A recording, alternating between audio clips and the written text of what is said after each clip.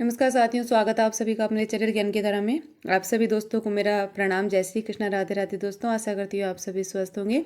आज हम मार्गशीर्ष मास की गणेश चतुर्थी की व्रत कथा का श्रवण करेंगे, जो कि माँ बेटे की एक सच्ची कथा है।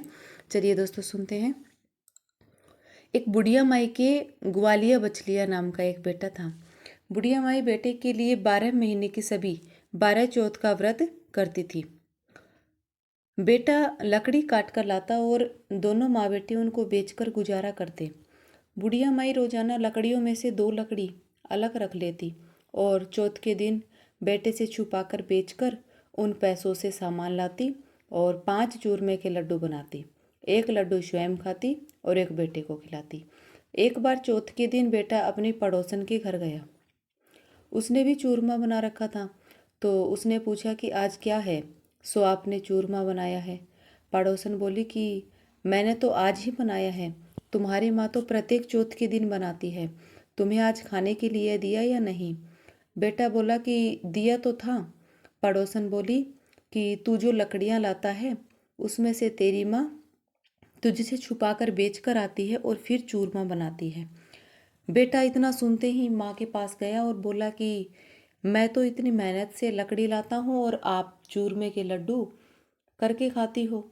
सो क्या तो आप मुझे छोड़ दो और क्या चौथ माता को छोड़ दो। माँ बोली कि बेटा मैं तो तेरे लिए ही व्रत करती हूँ, सो तुम्हें छोड़ सकती हूँ, चौथ माता को नहीं छोड़ सकती। तब बेटा घर से जाने लगा तो माँ बोली कि तू जा रहा है तो रास्ते में चौथ माता का नाम ले लेना, संकट दूर हो जाएगा। बेटे ने सोचा यह है तो झूठी बात, पर अपना क्या जाता है, ले लेंगे नाम। घर से चला।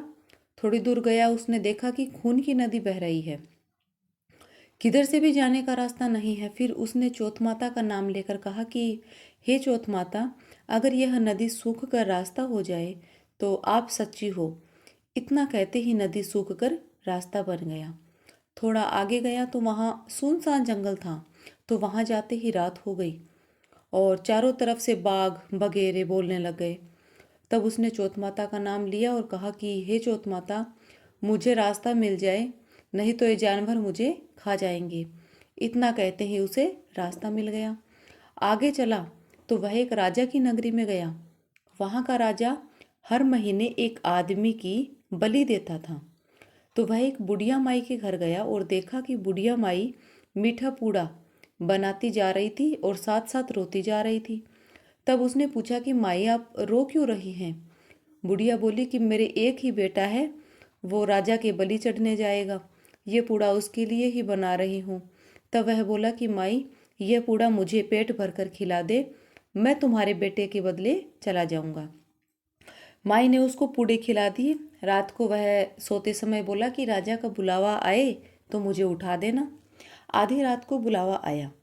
माई सोचने लगे कि पराये पुत्र को कैसे बलि चढ़वाऊं, परंतु इतने में ही वह उठ गया और बुढ़िया माई से बोला कि मेरा थैला और लाठी यहीं रखना। माई ने सोचा कि आज तक तो कोई वापस नहीं आया, तो ये क्या आएगा। राजा के आदमी उसको ले गए और आवे में चिन दिया। तब वह चौथ माता को बोला कि हे चौथ माता, 2 संकट तो आपने दूर कर दिए, अब यह भी आप ही दूर करो। इतने में ही आवा पकाकर तैयार हो गया। 2 दिन बाद आवे के पास बच्चे खेल रहे थे, तो उन्होंने आवे पर पत्थर मारा तो उसमें से आवाज आई। बच्चे राजा को जाकर बोले कि राजा जी, आपका तो आवा पक गया है। राजा ने सोचा कि 6 महीने में आवा पकता था, यह 3 दिन में ही कैसे पक गया। राजा ने जाकर देखा तो वहां पर सोने चांदी की कलश हो गए। उन्हें उतारने लगे तो वह अंदर से बोला कि धीरे धीरे उतारो, अंदर आदमी का काम है। राजा के आदमी बोले कि इसमें से तो कोई नहीं बोलता था, आज ये कौन भूत बोलने लग गया। तो अंदर से आवाज आई कि मैं तो वही आदमी हूँ जिसको आपने बैठाया था। अंदर जाकर देखा तो हरे हरे जुआरे उग रहे थे। तो राजा आया और उसने पूछा कि तू कौन है और तू कैसे बच गया। तब वह बोला कि मेरी माँ चौथ का व्रत करती है, सो मैं तो चौथ माता के प्रभाव से बच गया। तब राजा उसको बोला कि एक घोड़े पर तू चढ़ जा और एक घोड़े पर मैं चढ़ जाऊं और तेरे हाथ पैर में सांकल बांध देंगे।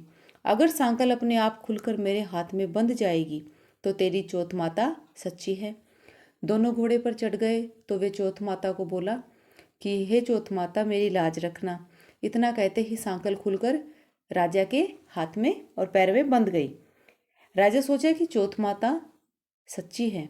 राजा ने अपनी बेटी की शादी उसके साथ कर दी और वह वहीं रहने लग गया। बहुत दिन बीत गए, फिर वो अपनी पत्नी से बोला कि आज तो मेरे गांव की तरफ बिजली चमक रही है। तो रानी ने पूछा कि आपका गांव भी है क्या? वह बोला कि मेरे एक माँ भी है, अब हम दोनों गांव चलेंगे। तब राजा ने उसको बहुत सारा धन देकर विदा किया। उधर बुढ़िया माई से लकड़ी तो काटी नहीं जाती थी, सो वह गोबर से थेपड़ी बनाकर और बेचकर रोटी खाती थी। पड़ोसन ने उसके बेटे बहू को आते देखा तो बोली कि बुढ़िया माई, तेरे बेटे बहू आ रहे हैं और बहुत सा धन भी अपने साथ में ला रहे हैं। बुढ़िया माई बोली कि मेरी किस्मत में कहाँ बेटे बहू हैं, मेरे तो एक बेटा था, उसको भी तूने लगा सिखाकर घर से निकलवा दिया। पर बुढ़िया से रहा नहीं गया, उसने दीवार पर चढ़कर देखा तो सच में ही आ रहे थे। तो बेटे बहू ने माँ के पैर छुए और बोले कि हम चौथ माता के प्रभाव से ही वापस आए हैं। तभी सारी नगरी में कहलवा दिया कि बेटे की माँ और पुरुष की पत्नी सभी चौथ का व्रत करना, 13 चौथ करना, 13 नहीं हो तो 4 करना, 4 नहीं हो तो 2 चौथ का व्रत सभी करना।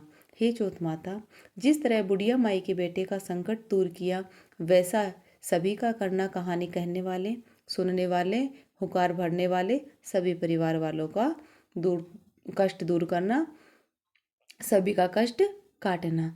दोस्तों, यह थी गणेश चौथ की कथा।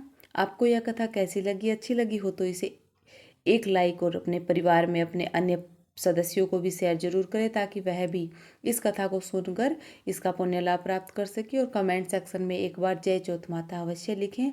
और आपके अपने इस चैनल ज्ञान की धारा को अगर सब्सक्राइब नहीं किया है, जो भी मेरे नए दर्शक, जो भी मेरी माता बहनें हैं, वो इस चैनल को सब्सक्राइब कर बेल आइकन पर ऑल नोटिफिकेशन पर क्लिक कर दें, ताकि आपको मेरी ऐसी ही हर एक नई आने वाली ज्ञानवर्धक वीडियो और कथा का नोटिफिकेशन सबसे पहले मिलता रहे।